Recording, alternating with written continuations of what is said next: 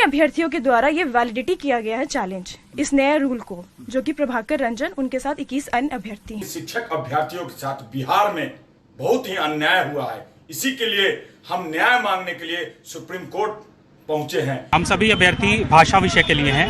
हम लोगों ने अंग्रेजी, हिंदी, उर्दू और संस्कृत में स्टेट 2019 में पात्रता परीक्षा दी थी और हम लोग एग्जाम में क्वालिफाई किए थे। 2019 में भी जो हम लोग एग्जाम दिए हैं उसमें भी मान्य था, तो हम लोग उसी के थ्रू जो है बहाल मतलब कि एग्जाम क्वालिफाई किए हैं। नियोजित शिक्षक बहाली को लेकर अभ्यर्थी कई बिंदुओं पर कोर्ट के दरवाजे तक पहुंच गए हैं।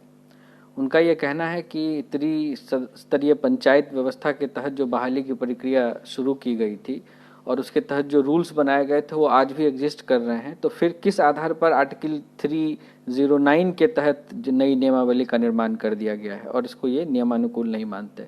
साथ ही 2019 की जो ये विज्ञप्ति है सरकार की, उसमें विज्ञप्ति संख्या 373, उसके तहत शारीरिक शिक्षक और हेल्थ इंस्ट्रक्टर की बहाली कर दी गई, जबकि सेकेंडरी और सीनियर सेकेंडरी के जो कैंडिडेट थे उनकी बहाली अभी तक नहीं की गई। तो यह एक उचित कदम नहीं है सरकार का। साथ ही जो STT 2019 की जो परीक्षा हुई थी उसके बाद जो मेरिट और नॉन मेरिट लिस्ट बनाई गई थी, इसको लोग सब भर्तियों के साथ छल मानते हैं। उसके साथ ही STT 2019 के कुछ विषय थे जिसके प्रश्नों को लेकर अभी तक मामला सब जुडिस है, तो उससे पहले इस प्रकार की नियमावली के तहत नई नियुक्ति करना भी सही नहीं समझ रहे लोग। दूसरी बात यह है कि सरकार ने 7वें चरण की नियुक्ति को लेकर जो बार बार भ्रम की स्थिति बनाए रखी और अब फिर से एग्जामिनेशन की बात कह रहे हैं और उसमें भी नेगेटिव मार्किंग की बात कह रहे हैं, तो इन तमाम विषयों को लेकर अभ्यर्थी जो है वो कोर्ट के दरवाजे तक पहुंच गए। STT 19 शिक्षक अभ्यर्थियों के साथ बिहार में बहुत ही अन्याय हुआ है। इसी के लिए हम न्याय मांगने के लिए सुप्रीम कोर्ट पहुंचे हैं। हमें विश्वास है कि माननीय चीफ जस्टिस महोदय विज्ञापन का पालन करवाते हुए बिहार सरकार को सबक सिखाएगी।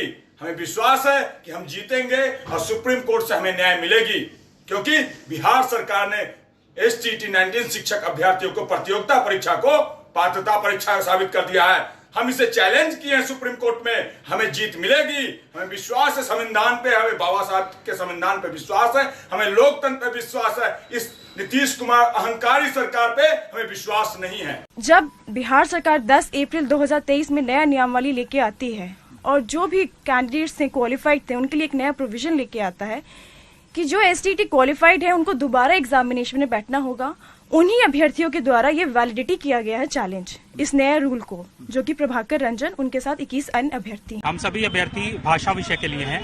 हम लोगों ने अंग्रेजी, हिंदी, उर्दू और संस्कृत में स्टेट 2019 में पात्रता परीक्षा दी थी और हम लोग एग्जाम में क्वालिफाई किए थे और हम सभी मेरिट में आए हुए स्टूडेंट हैं। अभी हम लोगों के मैं आपको दिखाना चाहूँगा यहाँ पे स्टेट 2019 की ये नोटिफिकेशन की कॉपी है जिसमें लिखा हुआ है हिंदी अगर आपका सब्जेक्ट है तो हिंदी स्नातक स्तर पे पठित होना आवश्यक है और साथ में आपका BEd होना चाहिए। इसका मतलब ये होता है कि या तो आपका स्नातक स्तर पे आपने ग्रेजुएशन में वो पूरे साल पढ़ा है या फिर आपने 200 नंबर का वो 2 साल में पढ़ा है। सर मेरा प्रॉब्लम ये है सर कि मैंने DLED किया था इंटरमीडिएट से, मेरा 45% नहीं है, 43% है और उस समय 55% रखा गया था। लेकिन हमारा हाई कोर्ट में केस चला, हमने डिसीजन हमको दिया हाई कोर्ट की आप 43 पे एलिजिबल हैं ट्रेनिंग सर्टिफिकेट के लिए, और मैंने सीटेट भी क्वालिफाई किया। 2 साल सब्सिडी मैंने रखा था ग्रेजुएशन में, तो मेरे पास जो है प्रमाण सभी मौजूद है। 2006 से लेकर के 2022 तक जो 6वां चरण तक जो हुआ है बहाली, हम लोगों को 2019 में भी जो हम लोग एग्जाम दिए हैं उसमें भी मान्य था, तो हम लोग उसी के थ्रू जो है बहाल मतलब कि एग्जाम क्वालिफाई किए हैं और मेरे पास 2006 से लेकर के 2022 तक का प्रमाण है। अधिसूचना फ्राइडे को लागू हुई, एग्जाम दिला लिया गया है और 4 साल इंतजार कराने के बाद ये आभास हुआ है और उसमें जो संशोधन कर दिया गया अचानक से हम लोगों को मतलब कि भविष्य से खिलवाड़ करने के लिए।